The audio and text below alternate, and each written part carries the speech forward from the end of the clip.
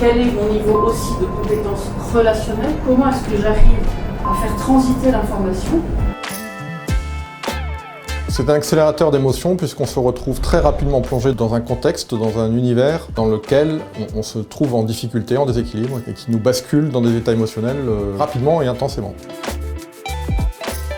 On a eu différentes phases. En fait, on a eu une première phase de briefing dans laquelle finalement on nous mettait en condition pour ensuite aller dans une partie immersive avec des casques de réalité virtuelle où on avait une mission à réaliser, une mission multijoueur. Donc on était plusieurs finalement avec des casques. On devait collaborer ensemble pour atteindre notre objectif. Et ensuite, troisième phase de débriefing dans laquelle on travaillait avec le formateur sur voilà, ce qu'on avait appris, les compétences à la fois techniques et non techniques qu'on a pu développer et comment aller plus loin dans la mission suivante. Ce qui est intéressant, c'est de vivre ça. Et souvent, ça marche extrêmement bien. Et le comité de direction que je dirigeais, qui était formé de 10 personnes, je suis sûr que ça aurait été un truc génial. Assez rapidement, on se dit les choses de façon transparente, sans filtre, et du coup, ça accélère l'interaction.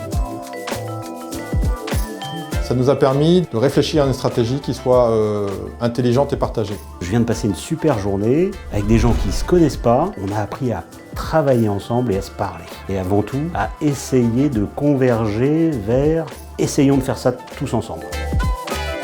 Ce que je trouve très intéressant aussi, c'est dans l'approche managériale aussi sur le fait qu'un manager, il n'est pas là pour driver l'info, mais vraiment de responsabiliser les gens, que laisser les gens qui font de l'info, qui l'optimisent. Communication, travail en équipe, collaborer, apprendre à travailler avec les autres, inclusion. Donc voilà, c'est vraiment ça que je vais retenir et que j'essaierai par la suite de transposer dans mes activités professionnelles. Je pense qu'il faut bien écouter et puis prendre le temps de comprendre, voire de se faire expliquer les enjeux et les besoins des autres avant d'apporter une réponse ou de prendre une décision. Se dire que ce n'est pas un simulateur. C'est pas un truc où il faut savoir appuyer sur des boutons, etc. Quel que soit le problème, quels que soient les gens, finalement, on arrive à trouver une méthode de résolution.